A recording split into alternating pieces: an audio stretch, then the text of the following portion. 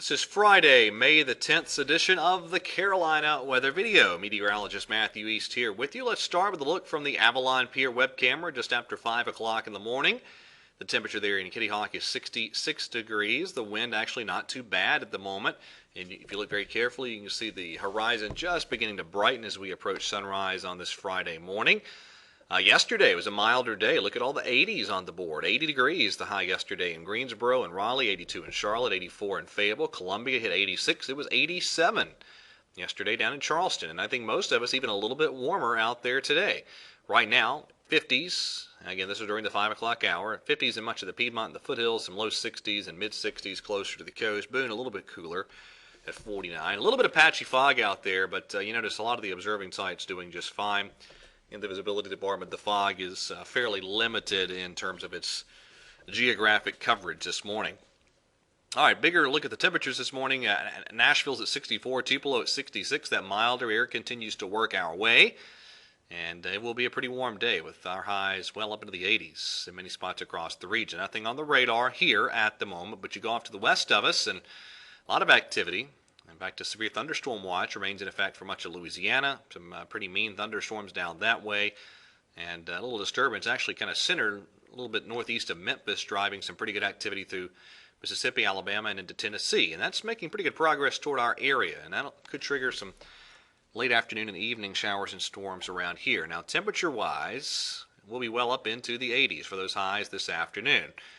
And then as we go on into tonight, a fairly mild overnight period with lows in the 60s in many spots. Now here's the deal. As we go through this afternoon and this evening, you see those thunderstorms firing up in the upstate and the mountains, and then those kind of slowly develop into the Piedmont. And so not everybody sees rain today by any means, but I do think there'll be a few afternoon and evening showers and thunderstorms out there. Could be a lingering shower tonight, and then tomorrow as this front drops in, everybody has a better chance of seeing a shower or a thunderstorm. But this is not going to be a huge rain event. Look at rain totals here on the GFS. You notice in general everybody a quarter inch or less until you get right along the coast. And the European is going to be very similar here, even lighter with a lot of the totals. So again, this is not going to be a huge rain event. I don't think any big flooding problems with this one. Following this front, though, we get some cooler temperatures in here. Look at Monday morning. Lows well down into the 40s, and I still think a number of us could make a run down toward the 30s for lows by Tuesday morning. So pretty good shot of cool air coming for early next week. So let's take a look at this in the upper levels here on the European model. This is this afternoon. The piece of energy up here in Canada very quickly dives to the southeast. This is what we look like by Sunday afternoon. Big trough forming over the eastern parts of the country.